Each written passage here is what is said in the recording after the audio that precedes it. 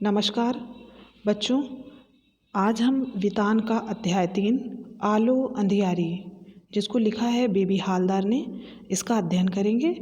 वाचन आप स्वतः करेंगे और इस पाठ का सार आपको मैं बताऊंगी। पहले हम लेखक के विषय में जानेंगे, फिर पाठ की भूमिका और इसके बाद हम सार पर पहुंचेंगे। तो बेबी हालदार, चलिए बेबी हालदार के विषय में जानते हैं। बेबी हालदार का जन्म संभवतः वर्ष 1974 में जम्मू कश्मीर के किसी स्थान पर हुआ था। 13 वर्ष की आयु में इनका विवाह इनसे दोगुनी आयु के व्यक्ति के साथ हो जाने के कारण 7वीं कक्षा में ही इन्होंने अपनी पढ़ाई छोड़ दी। विवाह के 12-13 वर्षों बाद पति के अत्याचारों से दुखी होकर ये अपने 3 बच्चों के साथ पति का घर छोड़कर दुर्गापुर से फरीदाबाद आ गईं। कुछ समय पश्चात ये गुड़गांव चली आईं। बांग्ला में लिखी एवं हिंदी में अनुदित माने ट्रांसलेट आलो अंधियारी इनकी एकमात्र पुस्तक है। वर्तमान में ये गुड़गांव में घरेलू नौकरानी के रूप में कार्यरत हैं। अब पाठ में क्या है, पहले इसको थोड़ा सा जानेंगे, इस पर विचार करेंगे और फिर हम सार की ओर बढ़ेंगे।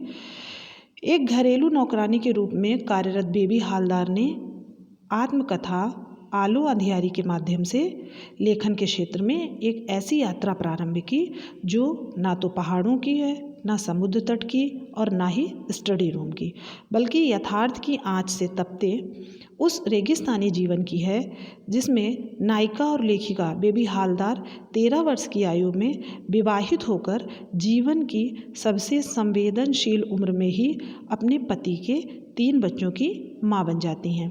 पति की जातियों से तंग आकर वह अपने बच्चों के साथ अंततः अकेली अपने जीवन के कटु यथार्थ का सामना करती हैं। तो ये जो बेबी हालदार है जिन्होंने ये आलो अंधियारी के लिखा, तो ये उनके विषय में है और इस कहानी में सिर्फ उन्हीं के इर्द गिर्द पूरी कहानी घूमती रहती, क्योंकि आत्मकथा है तो आत्मकथा का मतलब अपने विषय में पूरी जानकारी उपलब्ध कराना। चलिए पाठ के सार की ओर चलते हैं। लेखिका अपने पति से अलग अपने 3 छोटे बच्चों के साथ किराए के मकान में रहती है तथा उसे प्रत्येक क्षण काम न मिलने की चिंता सताती रहती है।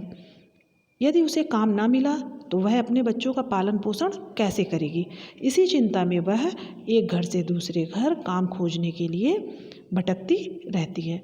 वह अपने सभी जान पहचान वाले लोगों से अपने लिए काम ढूंढने को भी कह देती है।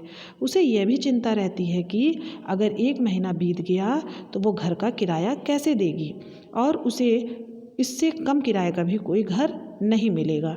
शाम को जब वह घर आती है तो आस पड़ोस की औरतें उससे काम मिलने के बारे में पूछती हैं। काम न मिलने की खबर सुनकर वह लेखिका को सांत्वना धीरज देती हैं। अब लेखिका को अकेले 3 बच्चों के साथ रहते हुए देखकर आस पड़ोस के लोग उसके बारे में तरह तरह की बातें करते हैं। ये विडंबना है कि अगर कोई महिला अकेले रह रही है तो उसके विषय में लोग बातें करने लगते हैं और उससे अनेक प्रश्न पूछते हैं। तुम यहाँ अकेली क्यों रहती हो? तुम्हारा स्वामी, स्वामी अर्थात पति को कहा गया है यहाँ पे, कहाँ रहता है? तुम कितने दिनों से यहाँ रह रही हो? तुम्हारा स्वामी कहाँ क्या करता है? तुम यहाँ अकेली रह सकोगी? तुम्हारा स्वामी क्यों नहीं आता? आदि, मतलब इस तरह के सवाल उनसे आस पड़ोस के लोग पूछते हैं। लोगों की इस तरह की बातें सुनकर लेखिका की किसी के पास खड़े होने की या किसी से बात करने की कोई इच्छा ही नहीं होती है। लेखिका उसी समय अपने बच्चों को साथ लेकर काम ढूंढने निकल पड़ती थी। लेखिका की पहचान का एक व्यक्ति था, उसका नाम सुनील था। वो भी 30-32 साल का रहा होगा। एक दिन वह उसे रास्ते में मिलता है। लेखिका से बातचीत के दौरान उसे पता चलता है कि उसे काम की तलाश है। 2 दिन पश्चात सुनील लेखिका को एक घर लेके जाता है और उसे अपने साथ उस कोठी में ले जाता है जहाँ पे उसको काम दिलाने के लिए वो सोचता है। कोठी का मालिक लेखिका को 800 रुपये महीने पर काम पर रख लेता है। लेखिका को उस कोठी में खाना बनाने तथा साफ सफाई का काम करने को मिल जाता है। उस कोठी में पहले से काम कर रही महिला को हटाकर लेखिका को रखा जाता है, जिस कारण से वह महिला लेखिका को बहुत ही भला बुरा कहती है।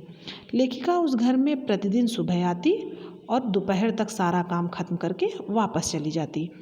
अपने घर वापस जाकर वह अपने बच्चों को नहलाती खिलाती तथा उनके भविष्य के बारे में सोचती।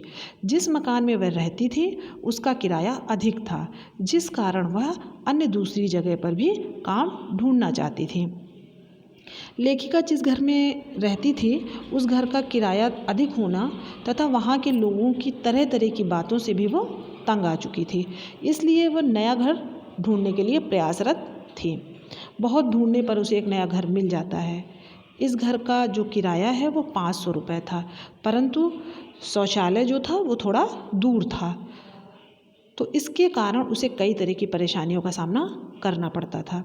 लेकिन दूसरों को संतुष्ट देख वह स्वयं को भी उसे उन्हीं के भांति ढालने का प्रयास करती। नए घर में भी उसे आस पड़ोस वालों की तरह तरह बातें सुननी पड़ती थी।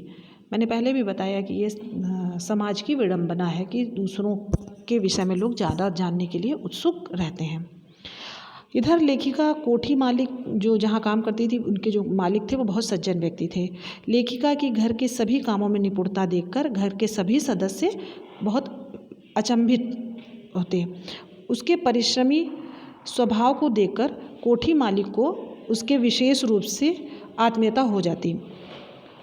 एक दिन वह लेखिका से उसके व्यक्तिगत जीवन के बारे में पूछते हैं। उनकी दिनचर्या जानकर वह उससे कहते हैं कि मैं तुम्हारे बाप भाई बंधु मित्र जैसा हूँ। तुम कभी स्वयं को अकेला व बेसहारा मत समझना। तुम चिंतित होकर मुझसे अपनी सारी बातें कर सकती हो। तुम भी मुझे तातूस कहा करो, मेरे बच्चे भी मुझे तातूस कहते हैं। तुम मेरी बेटी जैसी हो या इस घर की लड़की जैसी हो। मकान मालिक लेखिका को बेबी कहते थे। तब से लेखिका कोठी मालिक को तातूस कहने लगी। कोठी मालिक के साथ साथ घर के सभी सदस्य द्वारा उसके साथ आदर व सम्मान का व्यवहार किया जाता था। अब इसके आगे का भाग आपको दूसरे खंड में प्राप्त होगा। धन्यवाद।